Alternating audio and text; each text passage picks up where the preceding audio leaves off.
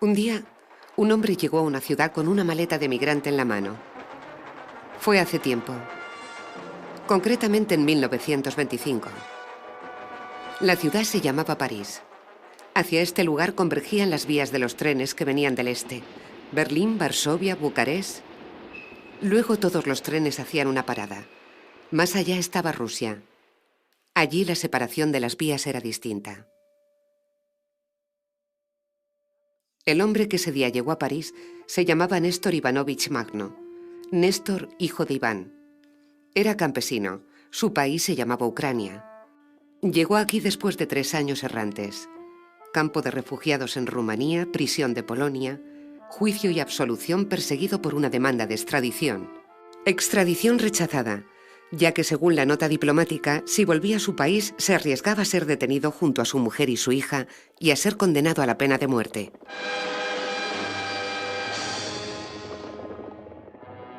El mensajero anarquista, número 1. Dirección postal Calle del Paraíso, 14 en Berlín, julio de 1923.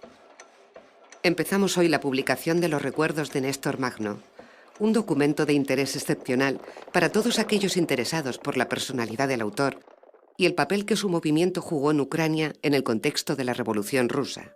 Глава 1.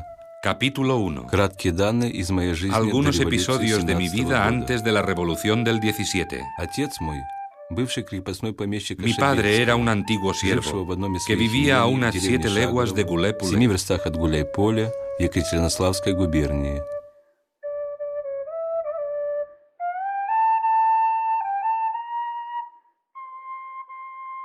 Esta historia empieza en Berlín. Néstor Magno la continuará aquí en París hasta su muerte. Durante 9 años de escritura nocturna, detrás de ventanas estrechas en habitaciones ocasionales, y se interrumpe entre las paredes del Hospital Tenon, cerca del cementerio de Père-Lachaise. Esta es la historia del movimiento insurreccional campesino magnovista de Ucrania llamado Magnovichina, el cual durante 4 años, desde la Revolución de febrero del 17 hasta el fin de la Guerra Civil en 1921, abarcó a más de 2 millones de hombres y mujeres en un territorio grande como la mitad de Francia, entre el Don y el Dnieper, los 2 ríos de la leyenda cosaca.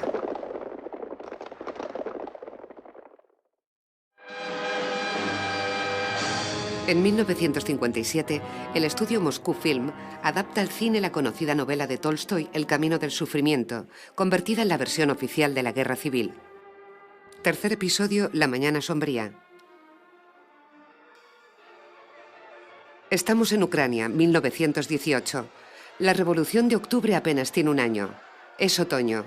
La Primera Guerra Mundial ya ha acabado, pero la amenaza de una guerra civil se extiende por todas partes. Es día de mercado en Гуляйполе, el bastión del líder campesino Нестор Магно. Батько Махно, атаман гулял и пил. Но только немногие догадывались, что он хитрит, тянет время. В эти дни ему надо было принимать большое решение. С 3 сторон надвигались враги. Из Крыма и Кубани деникинцы, с севера большевики, с Днепра петлюровцы, только что занявшие Екатеринослав. В какую сторону повернуть пулеметные тачанки?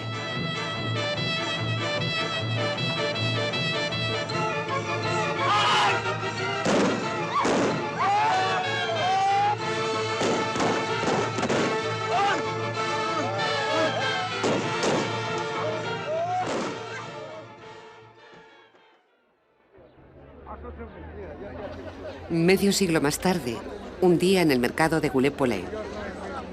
О, ми знаємо те, що він за бідних, як стояв горою. Поняли? А як щось те, він тікає, бо його ж б'ють. Гуляйполе був як штаб республіки. Республіка була, так. Отак у залі покладуть, приколять штиками руки і ноги, заводять патефон, що то з трубами були, грамофон, і танцюють. Наші діди і батьки Махно робив. Махно хороший, не так, як тепер.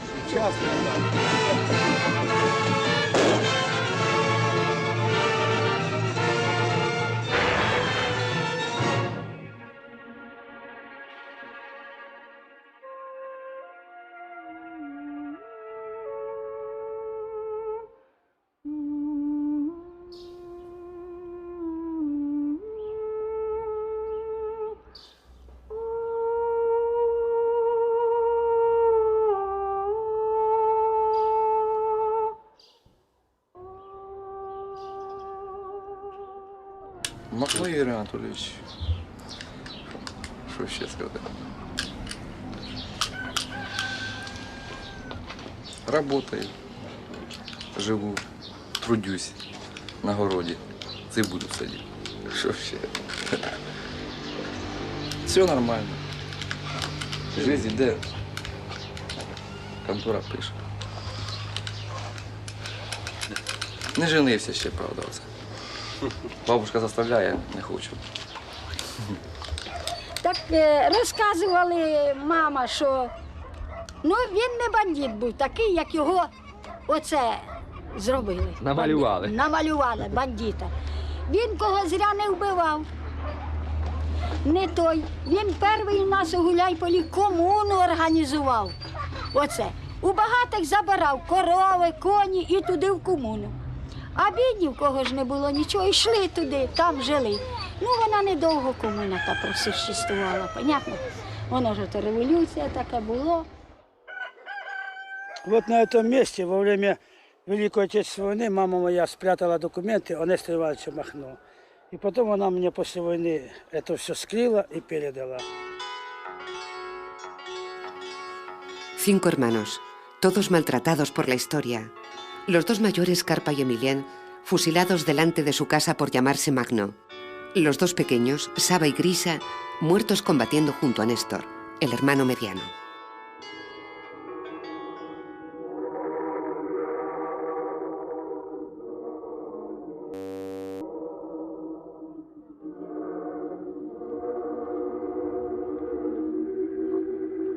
Hay una lápida de Magno en el cementerio de Goulet-Polé. Aquí, en la fiesta de los difuntos, que también es la fiesta de la primavera, no son los vivos los que vienen a saludar a los muertos. Son los muertos los que reviven para compartir la comida con los vivos. Оце самий старший брат його, Карпо. Це його син. Тільки нема дядька Савки, дядька Грицька. Нема. І дядька Нестора нема. El único monumento de la región que lleva el nombre de Néstor Magno está a 20 kilómetros de Goulet-Polé. Aquí están enterrados los soldados del ejército rusos muertos durante la Guerra Civil en 1920 a manos de Néstor Magno. Las palabras grabadas se mantienen para la eternidad. Las palabras que decimos pertenecen al viento y enseguida echan a volar. Бабушку забрали, і часові стоять на дверях. І бабушку ж туди пропустили, а маму не пускають. А мама каже, я так от штукнула того часового і туди вскочила. Він сидить і саме на бабушку, що ти, мать твою, так, і об столик кулаком. А мама в отані, та тіди на його, слухай, Микола, а чого ж ти йому не узнали його? А він свадьбу гуляв у Махна, спирт пили, гуляли в кургоні. А мама його взнали. Та кажуть, слухай, Микола, а чого ж ти йому не казав, що він не по правильній путі йде? Була б ще змахнув, каже, я б зараз до нього пішов би аж гая, що не буде. Це точно. Ну, зараз вже життя така надоїла. Бешена.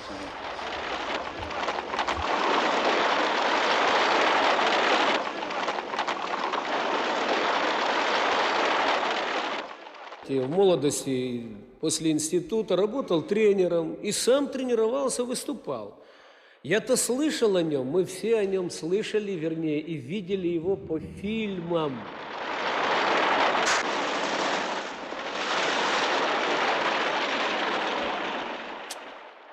Да. Ну и так далее. Ну, тут что тут? Mijael Mikhailovich, entrenador de halterofilia, ha recorrido durante 10 años los pueblos recogiendo testimonios sobre los hechos. Вот это? Да. Это Махно. Это Махно и повстанчество. Ну что обязательно, это слово обязательно должно присутствовать, мне кажется. Слишком большая тема.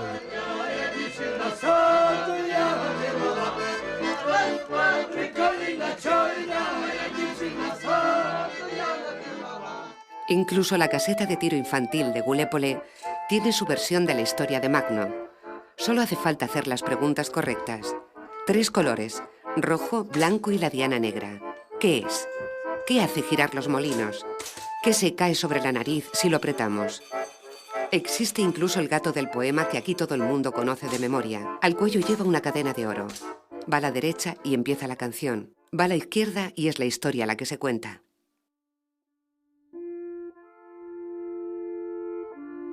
Al principio una palabra, la tierra, inmensa como el mundo, tan rica que los invasores se la llevan a manos llenas. Ucrania, Ucraína, en el límite. Se han cruzado y recruzado las estelas de los invasores, las de las antiguas repúblicas cosacas y las de los cosacos mercenarios, las de las revoluciones campesinas y las de los colonos que el poder imperial enviaba a repoblar las tierras de la estepa, esa tierra llamada Dikípoli, la tierra salvaje para domesticarla. Se cruzaron y recruzaron los idiomas y las maneras de nombrar la tierra y el cielo que la cubre, en polaco, en alemán, en ruso, en griego, en yiddish, en ucraniano.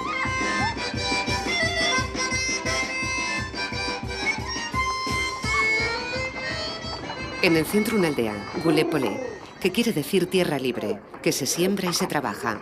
Campo de ferias y de grandes mercados agrícolas. A principios de siglo, Gulépole tenía 16.250 habitantes. 3 iglesias, una con 3 campanarios, una sinagoga, 5 escuelas de agricultura, 3 institutos, una escuela alemana, 2 escuelas judías, una biblioteca, un teatro. Había 3 molinos, fundiciones. La más importante era la fundición Kerner.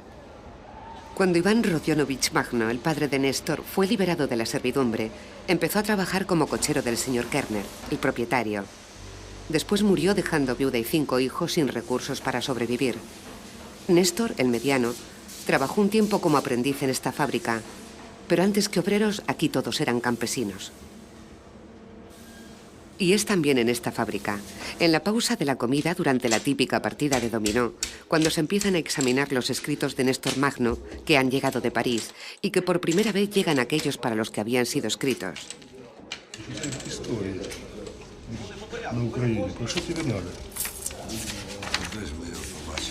А так, смотри, що ти польваш тут. Картинки. Там ще быстренько. Революционный постарше на Украине Махно.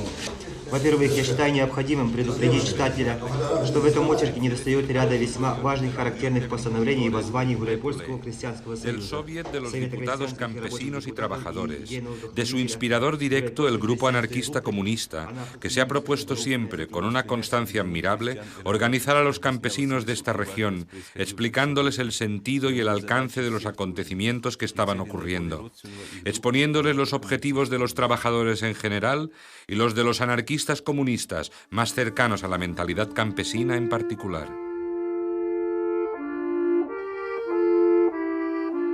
К сожалению, здесь нет фотографий моих друзей.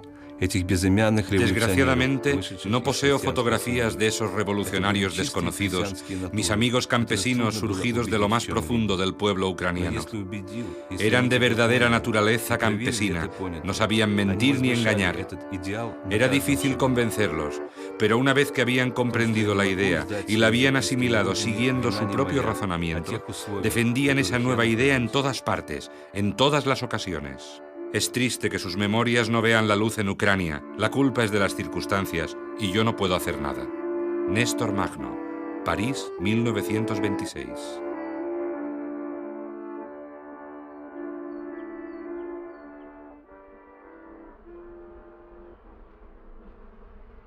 Я вчитель історії місцевої школи. Працював у цій школі більше 30 років. І скільки я й пам'ятаю, моєї роботи в школі я займався збором матеріалом за події громадянської війни, які відбувалися в нашому краї. А от в цій папці у мене самий цінний матеріал, який поміщений в цих документах, це, звичайно, та програма анархістського руху. І вона, по суті справи, на сьогоднішній день перед нами постає не такою, яку ми нам преподносили, а яка вона була в дійсності. Estamos a principios de siglo, de nuevo en la fábrica Kerner.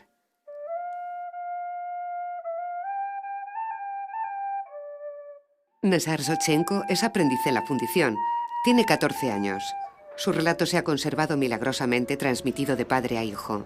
En Gulépole había un grupo de teatro amateur del que yo formaba parte. Un día, el joven Néstor Magno vino a visitarnos al taller para preguntarnos si podía participar. Yo estaba muy sorprendido porque era muy bajo y fue así como nos conocimos. La fábrica para los obreros, la tierra para los campesinos. La tierra para los campesinos es una formulación moderna. Hay otra más antigua nacida en el siglo pasado del sufrimiento horroroso de los siervos. Tierra ¿y qué? ¿Cómo traducir la palabra que utilizaban? Volia, que en ruso quiere decir al mismo tiempo libertad y voluntad, espacio sin límites. Вот сейчас я вам прочитаю архивные материалы о революционных событиях в наших краях за 905 год. Имею честь доложить вашему превосходительству, что и по дополнительным сведениям, оставленным мне в имении штаб-ротмистера Мазаракия, продолжается самовольное расхищение хлеба, кормов, зерна не только местными крестьянами, но и крестьянами соседних деревень. En Gallipoli se forma la Unión de Trabajadores Pobres alrededor de un campesino de padres checos. Valdemar Antoine había vivido un tiempo en la ciudad y se había unido al grupo de anarquistas. Es la revolución. Nassar el aprendiz, con todo el grupo de teatro de la fábrica, se une a la revolución, y también Néstor Magno. Tenía 16 años. Заратустра, так все называли Антони, приносил нам книги. Zaratrusta, así llamábamos a Antoine, que nos traía víveres y también armas para la lucha revolucionaria. Casi todas las tardes, nosotros, los campesinos, que teníamos muy pocos conocimientos, nos reuníamos en un prado alrededor de los libros. Eran para mí tardes de luz y de alegría. Leíamos todo, desde Proudhon, Bakunin, Kropotkin, la historia de la cultura y sobre todo nos apasionaba la astronomía, los planetas, las estrellas y la historia de la aparición del hombre sobre la Tierra. Como reacción, los propietarios crearon la Asociación de Verdaderos Rusos. Entre los obreros encontraron verdaderos siervos. Su eslogan era simple: mata a un judío, salva a Rusia, y organizaban el pogrom.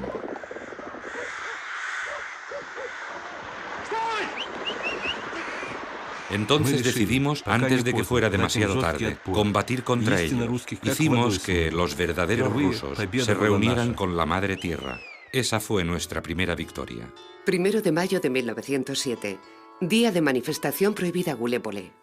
Todos aquí son buscados por la policía. Es la primera foto del recuerdo.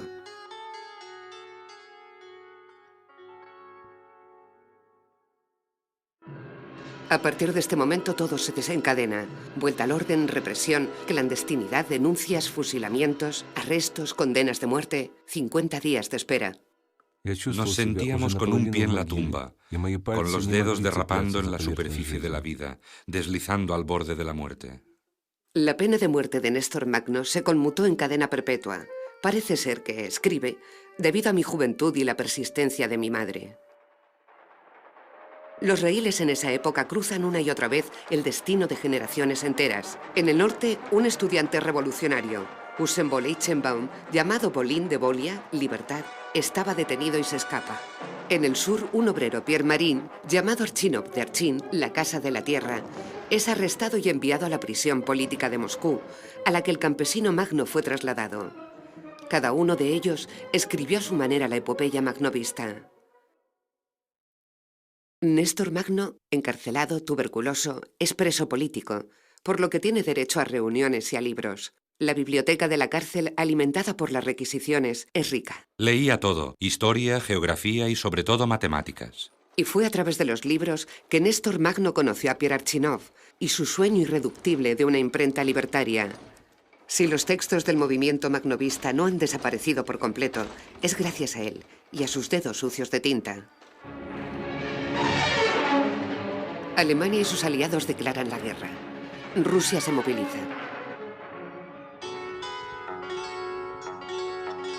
1915, 1916, 1917. La Revolución de Febrero.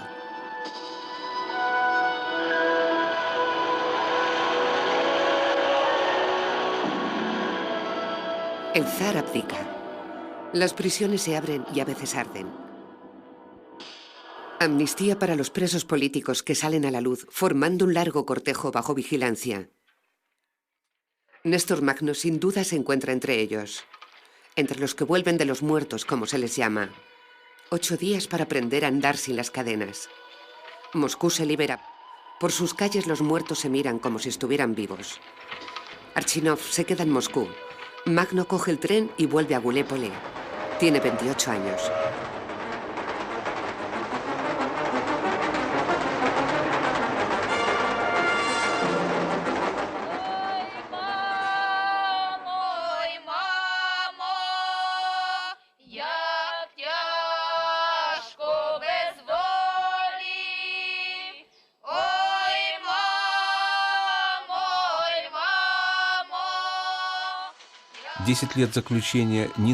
Diez años de detención no habían reducido en nada mi fe en un trabajo libre, basado en la igualdad y la solidaridad. Es con esta convicción con la que volví a Goulet-Polé, donde nací, donde había dejado a tantos seres queridos y donde pensaba que podía ser útil en medio de la gran familia de campesinos, donde se había fundado hace tanto tiempo nuestro primer grupo. Тут же вже там, як і знають, Нестір прибігли же, бабушки сказали, а він іде, як розлітай той. Там жакетина якась на йому через плечі, сумка. Ну що він могне? Коли він прийшов, як у хату, як висипав, самі книжки, журнали. Оце з тюрми і прийшов з віщами.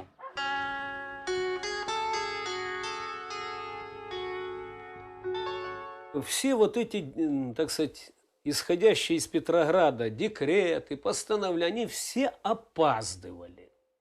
Они очень сильно опаздывали, понимаете? И потом смена власти повлекла за собой безвластие. И людям трудно было вот этот призыв к самодеятельности, это сложная штука. Одно угнетало. Estaba muy preocupado por la ausencia de conocimientos teóricos ante los inmensos problemas que me formulaba la revolución. Sabía que este era el caso de 9 de cada 10 en el medio en el que me hallaba. Vivíamos unos hechos de una importancia excepcional. Estaba convencido que debíamos trabajar no solo para elevar nuestro propio ideal, sino sobre todo para no impedir el desarrollo de los demás. Y en eso nosotros, el grupo anarquista comunista de Goulet-Polé, estábamos solos. Нам, по нашей идеологии, анархист-коммунист, это, допустим, несовместимо. Почему? Это... Нет, ну, допустим, по нашей бывшей коммунистической идеологии, это несовместимо. Раздробили по вот полочкам. Анархисты, вот коммунист. А вот именно этот симбиоз, анархист-коммунист, это своя теория. A principios del año 17, en las aldeas y los pueblos no había prácticamente ningún representante del partido, ningún bolchevique o tal vez alguno de paso. Había grupos socialistas revolucionarios en las ciudades. Este aislamiento y la determinación de unos pocos sería la característica que condicionó el desarrollo de lo que sucedió durante los 9 meses que separan febrero, con la desaparición del antiguo poder, de octubre, la instauración de un nuevo poder que habla en nombre de la revolución. Primavera de la historia. Primavera de Ucrania. La primera para Néstor Magno tras una interminable temporada pasada en el fondo de un agujero. El gobierno de Petrogrado, con sus cortejos, sus luchas de tendencias y despachos, está a 1000 leguas de aquí. Pero todavía nadie se acuerda de los hombres, de unir en la realidad y en una misma frase las palabras revolución, obrero, campesino y el viejo término soviet que quiere decir consejo.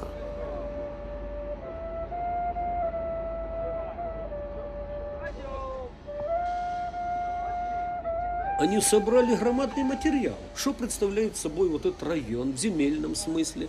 Кто владеет землей? Сколько, значит, людей могут обрабатывать? Кому сколько? Это все не с бухты-барахты. Это все было очень серьезно сделано. Разговаривал с людьми. Подавляющее большинство относилось дружелюбно. Нас 10 сім'ї було. Усі свій коваль, свій портний. Свій плотник, свій вкривальщик, усі таке, що і ткач, і все ми робили. Це село було панське, у нас пан Явецький, а він сам поляк. І оце, моя прабаба виміняна за собак, за Хортицю, сюди. А оце село вільне було, по той бік річки. Уже як від селя туди вони втечуть, вже це не має права зайняти. У нас був оце брат мій старший, його немає, його репресували. Тоді зять один, зять другий у Махна був. А за що його репресували? За те, що був Махна.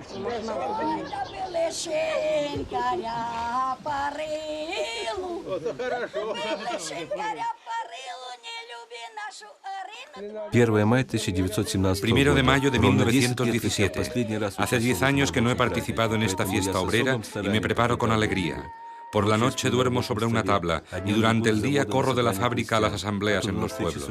Asisto a reuniones con profesores y con los delegados que nos envían los compañeros para informarse.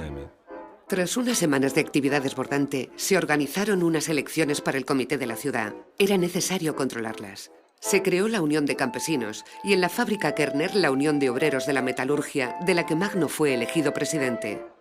Durante los turnos de palabra se discutía sobre lo que era una cooperativa, una comuna, una unión, un delegado, el papel de los soviets, órganos de poder u órganos de unión.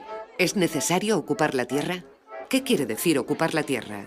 Тоді ж нам казали, як анархіст він, розумієте? Ну, а більше за те, що він, оце ж, за самостійність він, за ті забідники, як би вам сказати, оце таке він, ну, стояв він за народ, як за народ він стояв, розумієте?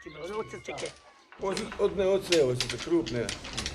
Пролетарии мира, идите вглубь к себе, и там ищите, и творите правду. Больше вы ее нигде не найдете. Так заповедует нам русская революция. Та що там? У нас же влада робітників. Ще одну революцію повстає, а вони що? Ставлять нас, та і що? Нема здавати саме. Нема здавати, я кажу, як у вас. Міліція, армія, а в нас один профсоюз і більше ж немає. Я ні за що не відповідаю. Я ні за що не відповідаю. Якщо я за щось би відповідав, що це моє, допустимо, я вже чувствував себе хазяїном. Я повинен старатися, щоб воно було, чи як воно там повинно бути. А так я себе нічим не чувствую, ніким. А що треба зробити, щоб ви відповідали? Революцію. Революцію. Так, і ще на деяку революцію. Тільки В першу чергу падає в око, що задовго до Великої жовтневої соціалістичної революції він, по суті справи, створив радянську владу в Гуляйполі. Це дуже важливо. Дуже важливо. El general Blanco Kornilov avanza sobre Petrogrado. Es la antesala de la guerra civil. Era el 29 de agosto por la mañana. Había mitin en la plaza central de Gulépole cuando el cartero trajo noticias del peligro que acechaba la revolución. Así comienza este relato de ese día, en el que se tomó la decisión, en vista de la urgencia, de crear un comité de defensa de la revolución, que nombra a Magno responsable. Después, tras una noche de reflexión, se decide desarmar a los propietarios, la abolición de los privilegios y aplicar el primer decreto sobre la tierra, tal y como se discutió durante meses en aldeas y talleres. Это первая акция, первая в Российской империи. Это надо знать, это надо отметить. История должна это знать. И он здесь, правда, я повторяю, вот по самодеятельному. Он собрал тут все эти документы на владение землей, экономией, помещиков там и так далее. Все это сжег, то есть придал анафеме бывшее и начал создавать новое.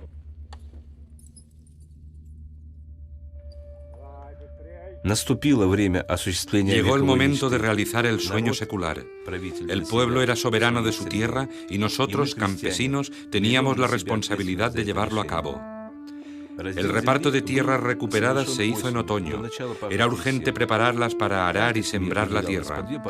Estaba previsto darle a cada familia, según sus necesidades, 1 o 2 pares de caballos, 1 o 2 vacas y los aparejos indispensables. Se organizaron 4 comunas alrededor de Gulépole y otras aún más lejos, que conozco menos porque no participé. La participación en las comunas era voluntaria. Los campesinos que decidían ser comuneros se agrupaban por familias o por afinidades. Había algunos campesinos anarquistas, pero la mayoría no lo eran. Hubo muchas discusiones sobre la elección de las semillas. También se debatió la cuestión de la enseñanza. Las comunas no querían restablecer el modelo antiguo de educación y eligieron el modelo libertario de Francisco Ferrer Guardia, que conocíamos a través de diversos folletos y libros. Como no disponíamos de ningún profesor adecuado, decidimos ir a buscar a la ciudad a los más cualificados, pero durante el primer año conseguimos hacer venir a gente simplemente capaz de enseñar. El partido bolchevique toma el poder.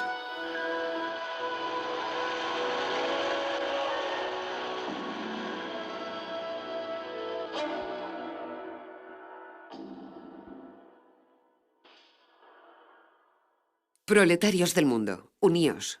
Precio 15 cópex. Lunes, edición de la tarde. 12 de noviembre, 1917. Número especial. Decreto de la Tierra, promulgado en la reunión del Soviet de Diputados, Obreros y Soldados, del 26 de octubre a las 2 de la mañana. Primer punto. La propiedad privada de la tierra queda abolida, sin contrapartidas financieras. Ну, іменно ж це ми знаходимо і в програмі Махно. А в чому різниця? А в чому різниця? Ви розумієте, що можливо різними методами вони здійснювали це. Ведь Махно ж виступав проти всякого керівництва і проти всякого насильства. Ну, а тут, по суті справи, нам насаджували це. Хто б брав? Ну, тепер, якщо виходить із сучасних матеріалів, які ми отримуємо, анархісти були праві. Puedo afirmar que durante los 2 primeros meses, los que en Ucrania se agrupaban alrededor de los consejos se alegraban del golpe de Estado de octubre, porque reconocían que en su base se encontraban los principios de una verdadera revolución que venía del fondo de los pueblos y de los talleres finalmente despiertos. Pero también se mantenían alerta, ya que llegaban los primeros comisarios con las primeras directivas y las primeras inspecciones. Los campesinos venían a vernos. Somos gente humilde, decían. Tenéis que explicarnos. Ellos, los comisarios, vienen, gritan y luego se van, y después dicen que los campesinos estamos contra el poder de los soviets. La creación de una vida revolucionaria y libre del pueblo es una cuestión inmensa, profunda, sin límites, como nuestros impulsos. Y todo gobierno que asume la dura tarea de crear esa vida, exigiendo para ello la sumisión del pueblo, se encuentra ante un problema sin solución. Nosotros, que somos los hijos de esta revolución y los hijos del pueblo trabajador, hemos forjado nuestros destinos aquí, en nuestros pueblos y aldeas. Elaboraremos una solución que no implique humillación, sino responsabilidad. Las comunas campesinas, las uniones libres de trabajadores en los pueblos, son el germen de las comunidades libres de trabajo. No necesitamos comisarios y otros poderes, solamente debemos reforzar la conciencia de nuestras acciones y aplicarla con fuerza a todos los dominios de nuestra vida. Ofensiva alemana contra la Rusia de los soviets. El comisario del pueblo, León Trotsky, firma una paz bilateral con Alemania y en contrapartida Rusia abandona Ucrania.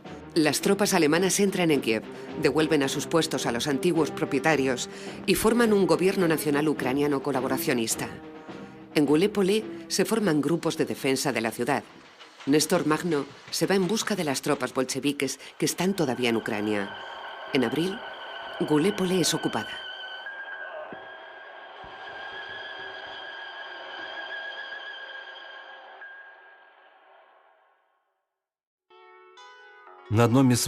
Es en el andén de una estación de paso donde me enteré de la ocupación de Gulépole. Veía a mi alrededor la huida de las tropas revolucionarias. Algo incomprensible, pesado, me apretaba el corazón.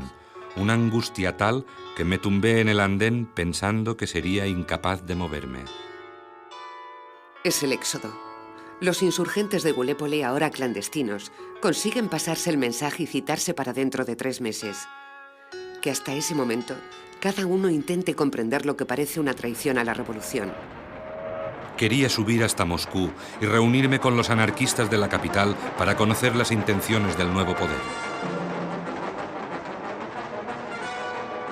Para llegar aquí, Magno ha vagado de una estación a otra. y en la ciudad vagará de una imagen a otra. Por un lado, el poder que durante 6 meses había sido obrero y campesino y ahora había tomado la decisión de abandonar a su suerte a Ucrania. Por el otro, la imagen de la prisión de Petrogrado, quemada durante la Revolución de Febrero, en la que se liberó a los prisioneros. Es en este momento, de ventana en ventana, donde se va a dar cuenta de la distancia que separa el mundo de Gulépolé de los que aquí luchan no para ocupar las tierras, sino para figurar en las páginas de los libros. Primera ventana, visita al Círculo Revolucionario. Segunda ventana, visita a Pedro Kropotkin, que según Magno le recibe con calor y ternura. Tercera ventana, visita a Pirachynov, el compañero reencontrado. Con él fui a todas las reuniones, todas las discusiones, todas las conferencias, todos los mítines, y yo reflexionaba sobre lo que veía en las fábricas, donde dominaba el pensamiento tan extendido entre los obreros fascinados y crédulos, de que debían consagrarlo todo no a fabricar su propio destino, sino al poder y a su dictadura, una dictadura que me alejaba de ellos, pues ni yo ni mis hermanos campesinos éramos obreros. Y esta era una presión tal que decidí irme sin esperar más. Pero para ir a la Ucrania ocupada era necesario tener salvoconductos, y de este modo, por casualidad, me encontré en el Kremlin. Cuarta ventana, la más improbable, la que muestra el encuentro del campesino libertario Néstor Ivanovich Magno y Vladimir Ilich Lenin, un revolucionario profesional del método. No hay estrategias, son 2 visiones del mundo. Una fundada sobre una teoría a forjar, la otra basada sobre una acción a consolidar. La puesta en escena del encuentro entre el bolchevique y el anarquista forma parte de los clásicos. Incluso en esta versión, el personaje de Magno se suaviza. El lugar no el Kremlin, sino el Gulépolé de Néstor Magno, el partisano. El tema, la negociación de una alianza. El problema, hacer creíble la posibilidad histórica, ideológica y estratégica de esta alianza. Todo aquí es emblemático. Una partida de cartas, rojo y negro sobre fondo blanco. 4 jugadores. El marino ruso representante de la Revolución de Octubre, es decir, de un orden determinado por las leyes de la historia. Néstor Magno el campesino, representante en el marco de ese orden, de un desorden que escapa a sus leyes. A la derecha del marino, el teórico anarquista veleidoso y irresponsable. Y a la izquierda, el oficial blanco que traiciona a su clase en nombre de la patria. Еще в Париже мы начали спор с вашими большевиками. Спор не окончен. Никто еще не доказал, что Ленин прав. Вместо феодально-буржуазного государства создавать рабоче-крестьянское. Снять барский кафтан и надеть сермяжный. И у них-то будет бесклассовое общество. Что вы предлагаете? Анархия, мать порядка? Pero detrás de los arquetipos del guión está el eco, casi por casualidad, de lo que se dijo en el Kremlin. Глава 18. Моя встреча с Лениным. Capítulo 18. El encuentro con Lenin. Lenin me recibió paternalmente y comenzó a interrogarme lo más minuciosamente posible. La pregunta de cómo los campesinos habían recibido la consigna «todo el poder a los soviets» me la hizo 3 veces. Yo le dije que para los campesinos eso quería decir que el poder, en todos sus aspectos, debía realizarse directamente con el consentimiento y la voluntad de los campesinos mismos. A lo que Lenin me respondió que los campesinos están contaminados por el anarquismo. Y le respondí, ¿y eso es malo? Entonces Lenin puso sobre la mesa el tema del Ejército Rojo, de su lucha heroica contra el invasor, de la falta de apoyo de los campesinos. Me temo, camarada Lenin, que está usted mal informado, le respondí. Sus tropas se mantienen alejadas de los caminos y no combaten en el campo. ¿Cómo quiere usted que los campesinos les apoyen? No los ven jamás. Lenin se echó a reír. Vosotros, los anarquistas, pensáis y escribís sobre el futuro, no sois capaces de pensar en el presente. Yo le respondí que era un campesino iletrado, que me era difícil discutir un punto tan importante, pero le puedo decir, camarada Lenin, que en Ucrania, en la Rusia del Sur, como le llaman ustedes los bolcheviques, estamos sumergidos en el presente, y es a través de él que buscamos acercarnos al futuro, en el que efectivamente pensamos, y pensamos muy seriamente. Ya no soportaba Moscú, donde moría la revolución en el torbellino de la política del poder. Moscú, la perdida, que mantenía a centenares de ociosos de la causa, los del partido vencedor y los otros, que se perdían buscando en la anarquía una especie de perfección que no pertenecía a la vida. Ardía en mí el deseo de volver a Ucrania, con la gente de los pueblos, y allí con ellos entender lo que no habíamos llegado a alcanzar, y luchar, obtener la victoria de los campesinos o morir. Liberar Ucrania. Magno conoció la muerte de sus 2 hermanos muertos por los invasores y escuchó por fin el relato de sus compañeros de cómo Gulépole había sido tomada y desarmada en abril. Mi querido Néstor Ivanovich, todos los miembros del Comité Revolucionario, campesinos y obreros han sido detenidos y van a ser ejecutados. 3 horas antes de la ocupación, la compañía judía nos traicionó y se puso al lado de las tropas enemigas. Todos los campesinos están desanimados y el odio contra los judíos es grande. Capítulo 6. La cuestión judía. Judío, respira libremente. Durante la época de los zares y de los propietarios, más de una vez has sido desterrado de tus tierras y has errado lejos de tu casa, sin apoyo ni consuelo. Estás cansado. Descansa y sé libre como todos los demás pueblos. Con estas palabras me dirigí en 1917 en Gulépole a los judíos, cuando la gente me preguntaba: ¿y tú, Néstor Ivanovich, qué opinas de todos esos judíos con los que te sientas en el comité de la ciudad? Y nunca he olvidado estas palabras, ni los hechos que ocurrieron después, ni a lo largo de mi actividad revolucionaria. La lucha contra el antisemitismo la sostendrá incansablemente tanto fuera como dentro de sus filas. Hubo cerca de 60.000 judíos masacrados durante la Guerra Civil de Ucrania, que fue una de las más feroces y oscuras. El Camino de la Libertad, periódico de los revolucionarios insurgentes magnovistas de Ucrania, apareció en 2 lenguas, ucraniano y ruso.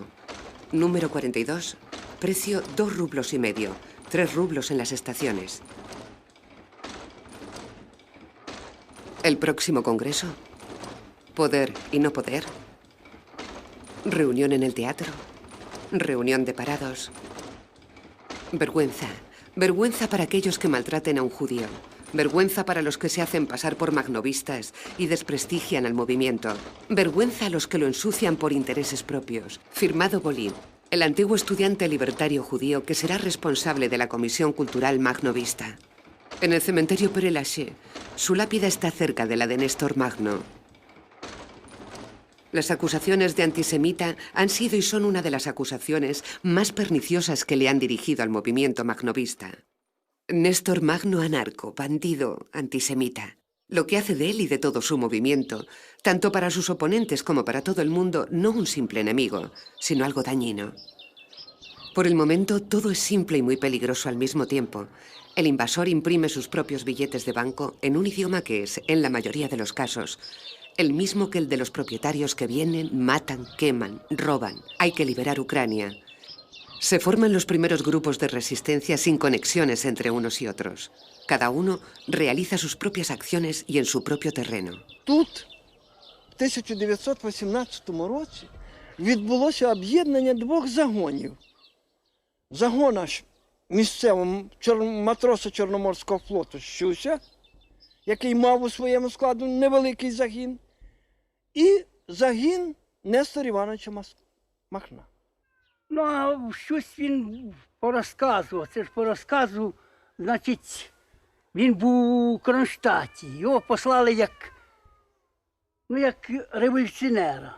Ну і він насобирав їх 12 чоловік. А вони розсипались по вулицях, по 7 там чоловік. І ото на конях, як підняли крик, стрілянину, така й стрійця, це тут були дерев'яні мости, як кинули стікати. А наші мужики всі, хто що попав у руки, і, той дрючину, той лопату, той вила, і оце гнали тут, в річці тікали, в річці вбивали. Es en la tarde del día de la primera victoria de los guerrilleros cuando los campesinos dan a Magno el nombre de Batko, padre, y lo ponen a la cabeza del movimiento insurrecto. Він як батько захищав людей наших. А хто знає? Захищав взагалі свободу всю. А хто знає чого? Сказали батьку всі. Батько Махно.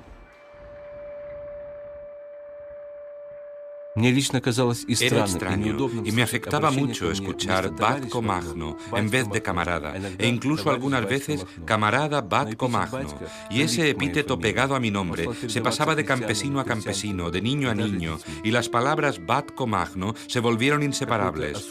Con un extraño respeto y un amor y un orgullo que me eran difíciles de entender, se iba a extender de pueblo en pueblo sobre casi toda la orilla izquierda ucraniana.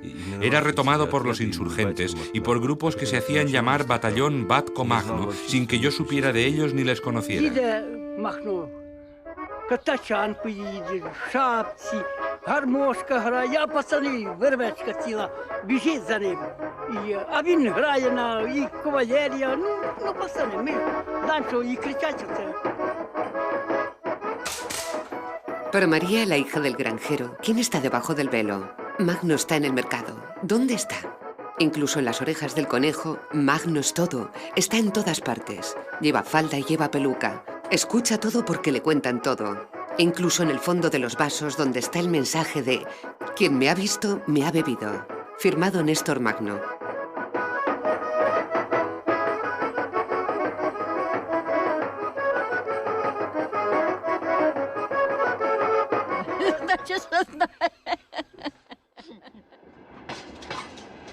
Los grupos guerrilleros fluyen hacia Gulépole.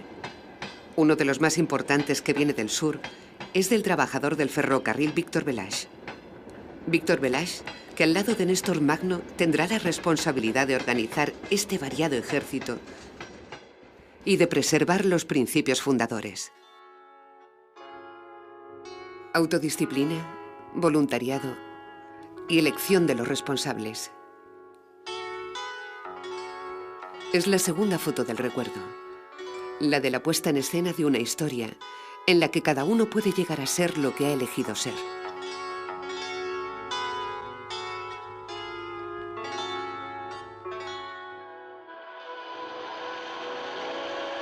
Revolución en Alemania. Las tropas de ocupación evacúan.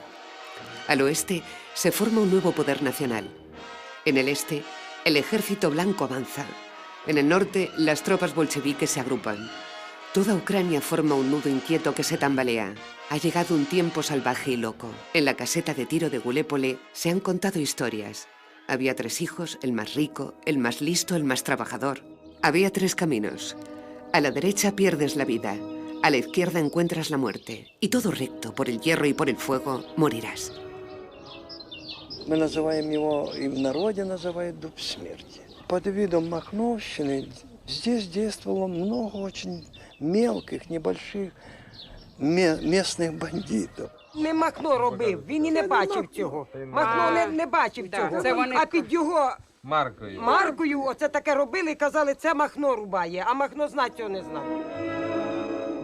Llega el tiempo en el que se van a enfrentar todos contra todos, sin miramientos, gente contra gente, como en el juego de dominó, en los descansos de la fábrica ficha contra ficha. Primavera de 1919. Ante el avance cada vez más importante del general Blanco Denikin, primera alianza militar entre tropas insurgentes y tropas bolcheviques. El tren trae las primeras imágenes del frente a Gulépole. Los comunicados afirman: las diferencias políticas e ideológicas entre los bolcheviques y los guerrilleros magnovistas no pueden ser un obstáculo para la unión frente a una causa común.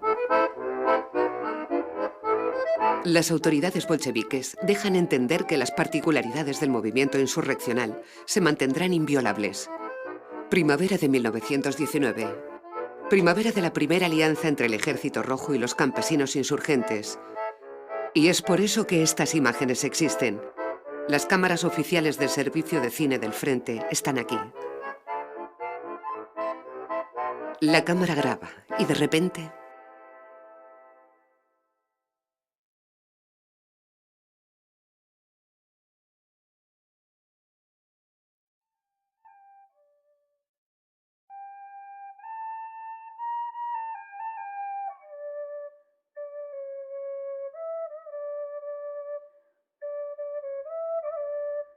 Да, я так, пролетарии мира, да, идите вглубь своей души, и только там вы можете найти правду. Ну, примерно, ну там надо... Это... А сегодня для вас эти слова имеют какой-то смысл?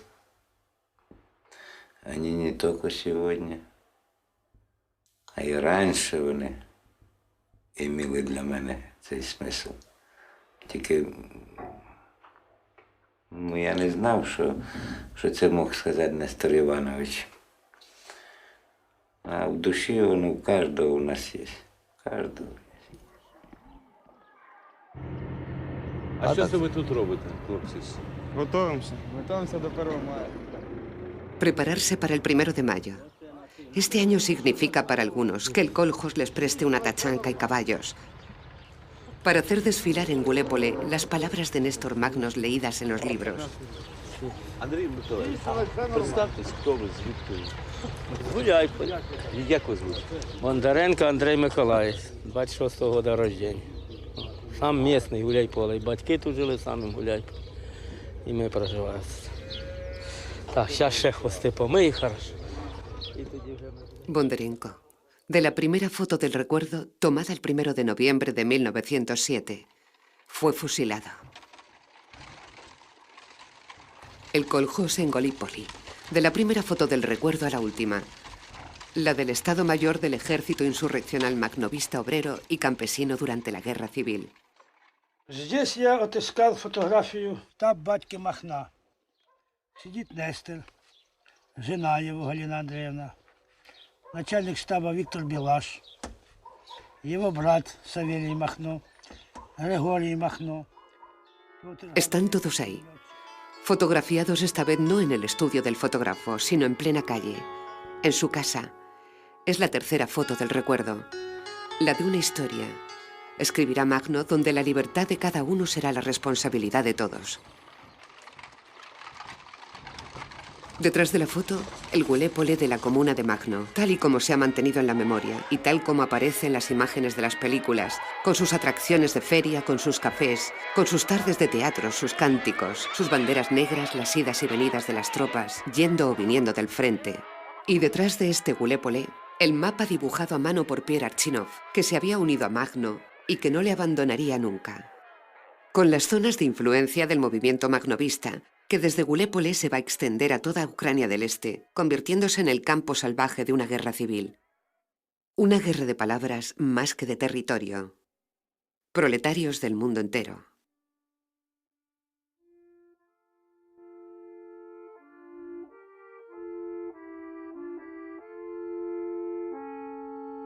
Febrero de 1919.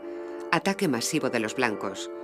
Las tropas magnovistas son enviadas a mantener el frente del sur. En Gulépole, el primer congreso del Soviet regional reunirá a los delegados de más de 1 millón de campesinos insurgentes. Nos negamos a elegir entre el poder de un partido o de un propietario.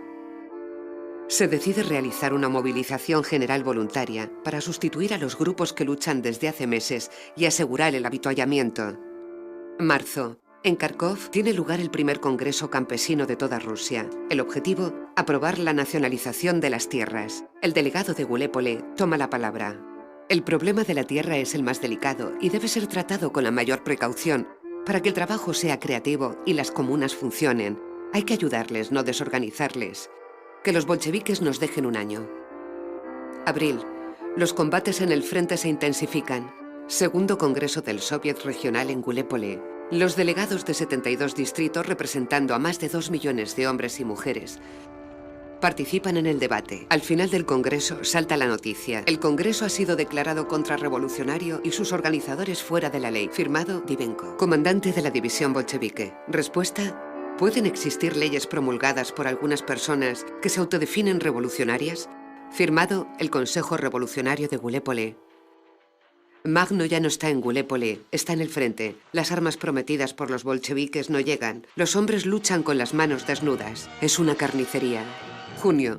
Vista la urgencia, el Consejo Revolucionario de Gallipoli convoca un tercer congreso llamando a los delegados campesinos, obreros, insurrectos y soldados rojos. Aparece en el periódico oficial Izvestia un artículo titulado La Makhnovitchina, firmado por el presidente del Consejo Militar de la República, León Trotsky. La terminación china en ruso es peyorativa. Por primera vez, el movimiento makhnovista es calificado de banda de bandidos, asesinos, saqueadores, pequeños propietarios y contrarrevolucionarios.